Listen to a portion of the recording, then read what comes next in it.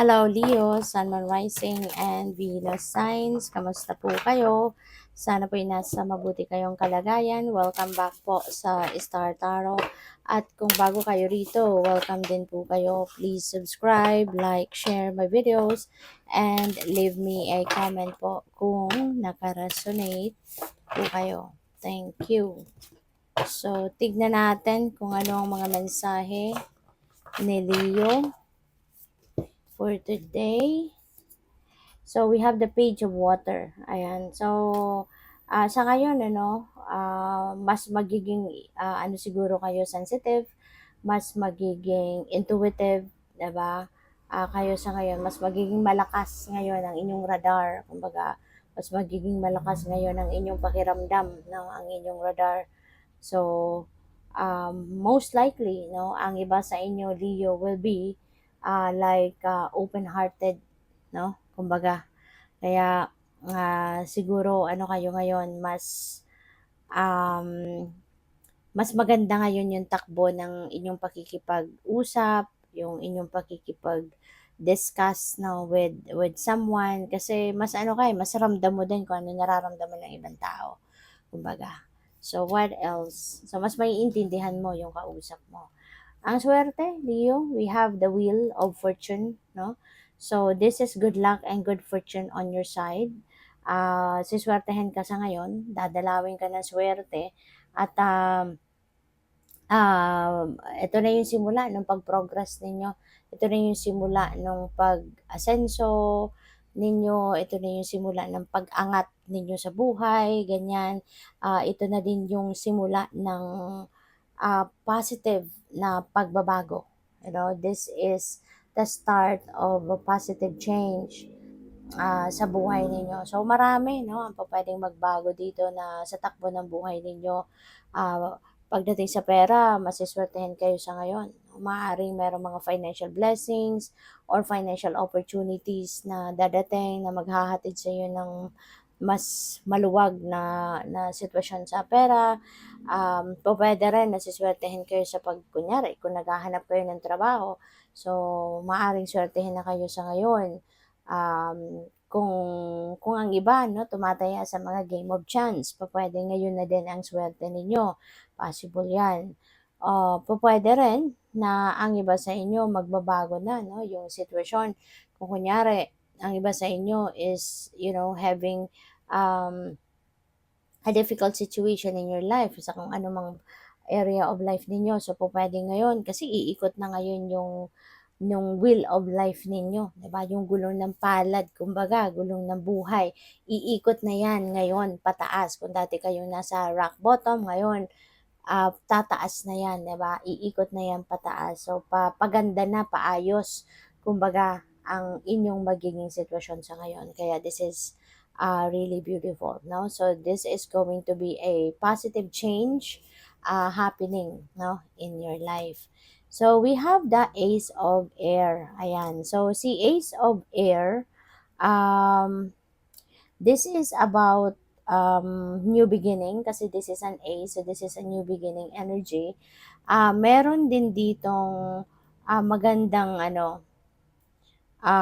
mangyayari, kasi victory energy din ito, si Ace of Air. Meron kayong pagtatagumpayan na sitwasyon, lalo-lalo na kung ito'y about communication, pakikipag-communicate sa iba.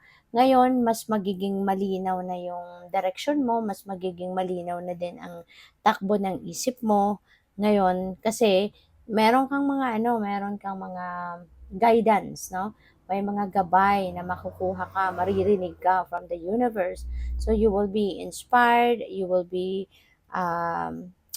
guided, no? Merong mga clarity of thought na kayo ngayon, kaya mas magiging malinaw na ang takbo ng isip ninyo. So we have 6 of Air. Ayan, maganda to, si 6 of Air. Kasi yan moving on ka na, diba? Baka nanggagaling kayo dito sa isang sitwasyon na medyo difficult, diba? Mahirap na sitwasyon, pwedeng toxic situation ang pinagdadaanan or pinagdaanan ninyo rito. So, sa ngayon, you are going to be moving on na. no, sa sitwasyon na yan, aalis or iiwanan mo na ang kung ano mang ang pupuwedeng toxic situation nito, pupuwedeng sa relationship, pupuwedeng sa pamilya, pupuwedeng sa trabaho. So, regardless 'no, kung ano yung inyong, sitwasyon na unhealthy na para sa'yo, you may decide to leave that 'no. Maaaring iwanan mo na 'yan, tatalikuran mo na 'yan. Kasi pupuwedeng kung kunyari sa relationship, pupuwedeng away na lang kayo ng away, hindi na kayo nagkakaroon ng pagkakataon na makapag-usap ng maayos, kasi lagi na lang nagbabangayan, nagsisigawan, so toxic na 'no, puwedeng gano'n ang ganap ng iba. Kung sa trabaho naman ito, maaaring sobrang ano ka na sa trabaho, sobrang pagod, sobrang maaari 'no na toxic din yung mga kasama mo, mga, baka nag-aaway kayo, 'di ba, nagpaparinigan. So, as in hindi na healthy yung ano, yung working environment mo 'no. So, pupuwedeng may gano'n. Kaya, there is going to be some kind of decision dito na will come up kayo na it's about time na for you to ano, to move on from that situation. So, sa pag-alis mong ito, 'no, sa pag-iwan mo, pagtalikod mo sa sitwasyon na 'to, bitbit mo yung pag-asa, yung hope, at yung parang there is a sigh of relief para sa'yo. Para makakaluwag-luwag na yung pakiramdam at ang pag-iisip mo, mas makakaluwag-luwag na din yung pag-iisip mo, 'no? So, yun. What else? So, we have the Four of Water. Ayan. So, dito naman sa Four of Water, um, sa Four of Water, parang ano kayo parang meron kayong discontentment. Kasi kung nakikita ninyo, nakatingin kayo dito sa tatlong cups, pero ang itsura niya parang alam mo yun, nakangiwi. Alam mo yun, yung itsura ng parang hindi siya satisfied, yung gano'n, 'no? So, maaaring gano'n. So, discontented siguro ang iba sa inyo sa mga nangyayari, sa buhay ninyo, 'no? Parang hindi hindi kayo natutuwa na kung ano man ang nangyayari sa buhay mo, parang hindi mo 'yan ikinakatuwa, or probably ang iba sa inyo kasi distracted, kaya hindi kayo makapag-focus sa mga biyaya 'no, na meron kayo, sa mga magagandang sitwasyon na na-e-experience ninyo kasi maybe you are distracted. Maaaring ang dami mong iniisip, ang dami mong ginagawa, kaya parang hindi kayo makapag-focus. Pero alam mo, eto parang nafi-feel ko dito yung super negative na energy, 'di ba? Yung parang, you're blessed pero hindi mo na-appreciate. Yung parang you're blessed pero hindi mo nakikita yon.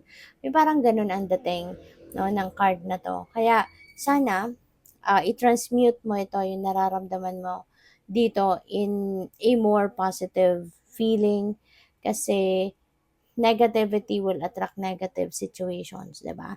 And we don't want that. Mas gusto natin na yung swerte ang pumasok, na habang meron kayong will, energy sa horizon ninyo, which is good luck and good fortune.